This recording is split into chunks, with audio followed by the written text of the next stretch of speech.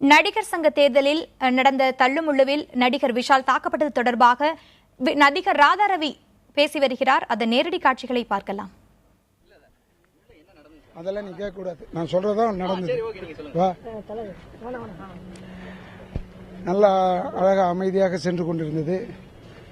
உள்ள வந்து சங்கீதா என்றவர்கள் ஏதோ எங்க காடை எடுத்து பிச்சுட்டு போட்டுட்டு அவங்க காடை கொடுத்ததாகும். அப்போ எங்கள் தலைவர் வந்து அப்ஜெக்ட் பண்ணார். ஏன்னா அந்த இடத்துல வச்சு கேன்வஸ் பண்ணக்கூடாதுன்னு.